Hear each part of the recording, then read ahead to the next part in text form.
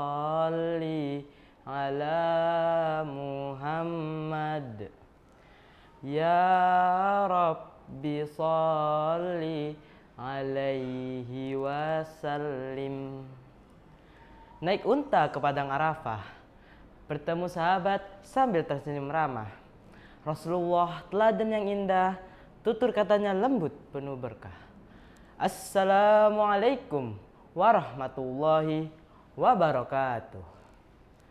Alhamdulillah hamdan katsiran thayyiban mubarakan fi kama yuhibbu rabbuna wa yarda.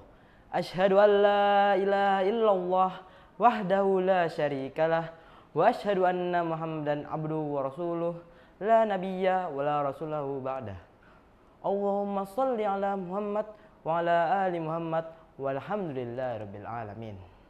Pertama-tama, mari kita panjatkan puji syukur kita kehadirat Allah Subhanahu wa taala yang telah memberikan kita nikmat sehat serta sempat sehingga kita bisa berkumpul pada siang hari ini dalam keadaan sehat walafiat. Alhamdulillahirabbil alamin. Dan tak lupa salawat serta salam semoga tetap tercurahkan kepada baginda kita Nabiullah Muhammad sallallahu alaihi wasallam yang telah memberi kita hidayah sehingga kita bisa bebas dari zaman jahiliyah menuju zaman yang terang benderang, yakni ad-dinul Islam. Innad dina indallahi Islam. Kawan-kawanku yang semoga dirahmati Allah, sudah tak terasa kita sudah melewati hari Maulid Nabi, yakni hari kelahiran Nabi Muhammad sallallahu alaihi wasallam. Mungkin di antara teman-teman ada yang bertanya-tanya, sebenarnya untuk apa sih kita memperingati hari Maulid Nabi? Padahal di zaman dahulu itu tidak ada yang namanya Maulid Nabi. Memanglah betul, di zaman dahulu tidak ada Maulid Nabi. Namun, inti dari Maulid Nabi itu ialah kita mensyukuri dan mengingat atas rahmat Allah Subhanahu wa taala. Allah Subhanahu wa taala juga telah berfirman kepada kita agar kita mensyukuri akan nikmatnya. Seperti dalam satu firman yang berbunyi, A'udzu billahi minasyaitonir rajim. Bismillahirrahmanirrahim. Qul bi fadlillahi wa bi rahmatihi fabidzalika falyafrahu huwa khairam mimma yajma'un. Shadaqallahul azim. Yang artinya, katakanlah dengan rahmat dan karunia Allah itu hendaknya mereka bergembira, dan itu lebih baik dari apa yang mereka kumpulkan. Quran Surah Yunus ayat 58. Nah, di sini para ulama tafsir juga menjelaskan bahwa rahmat Allah yang paling besar ialah diturunkannya Nabi Muhammad SAW ke muka bumi ini sebagai rahmat bagi alam semesta. Oleh karena itu, jika kita mensyukurinya dengan membaca salawat atau membaca kisah Nabi Muhammad SAW, maka itu juga termasuk dalam bentuk syukur kita terhadap rahmat Allah Subhanahu wa taala. Dan Allah Subhanahu wa taala juga berfirman dalam ayatnya yang lain, A'udzu billahi minasyaitonir rajim. Wa ma arsalnaka illa rahmatan lil alamin. Shadaqallahul azim. Yang artinya, dan tidaklah aku mengutus engkau wahai Muhammad melainkan sebagai rahmat bagi seluruh alam. Dari sini kita tahu bahwa Rasulullah SAW merupakan rahmat bagi seluruh alam semesta.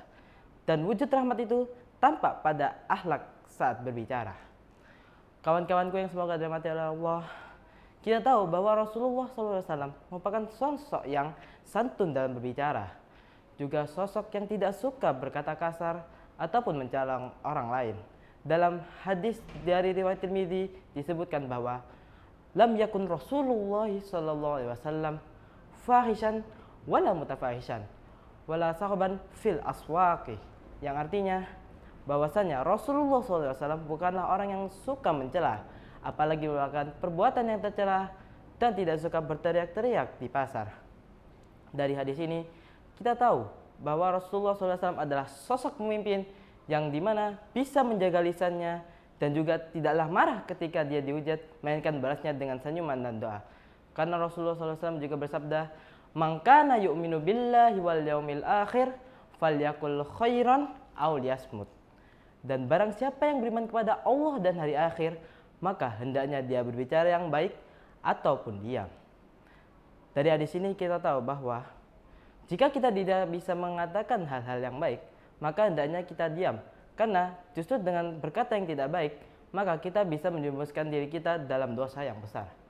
Hal ini juga disinggung oleh Rasulullah SAW dalam hadisnya yang lain, yang artinya ialah tidaklah suatu hamba mengucapkan sesuatu yang diridhai oleh Allah namun dia tidak mengetahuinya, melainkan Allah akan meninggikan derajatnya. Dan juga seseorang yang mengucapkan kalimat yang dimurkai oleh Allah dan dia tidak tahu apa hasilnya sehingga dia dijatuhkan ke dalam neraka. Na'udzubillah min dzalik. Nah, bayangkan kalau kita tidak menjaga lisan kita, bisa saja kita dimasukkan ke dalam nerakanya Allah Subhanahu wa taala. Na'udzubillah min dzalik. Maka dari itu Rasulullah SAW senantiasa mengingatkan kepada umatnya, jagalah lisanmu seperti engkau menjaga hartamu. Kawan-kawan yang dirahmati oleh Allah, sekarang menjaga lisan tidak cuma melewati mulut, tapi juga lewat jari, lewat komentar, chat, dan status media sosial. Kalimat yang kita ketik merupakan bagian dari ucapan, maka jangan sampai tangan kita menulis kata yang melukai, menghina, atau menebar kebencian. Kalau kita benar-benar cinta Rasulullah SAW, kita buktikan dengan meniru kelembutan beliau, berbicara sopan kepada orang tua, kepada teman, kepada guru, bahkan kepada orang yang tidak kita kenal. Rasulullah SAW bersabda, "Inna min khiyarikum ahsanukum akhlaq." Sesungguhnya sebaik-baik di antara kalian adalah yang paling baik akhlaknya. Hadis riwayat Bukhari. Dan akhlak yang paling terlihat adalah cara kita berbicara. Kata yang lembut bisa menjadi sedekah, dan senyum disertai ucapan yang baik bisa menjadi pahala yang besar. Kawan-kawanku yang dirahmati Allah, janganlah jadikan Maulid Nabi hanya sebagai perayaan saja. Namun, jadikan hal itu sebagai tolak ukur kita dalam berbuat kebaikan. Karena tidaklah Rasulullah SAW diutus ke muka bumi melainkan sebagai penyempurna akhlak manusia. Dan akhlak tersebut bisa dilihat dari cara ucapan beliau.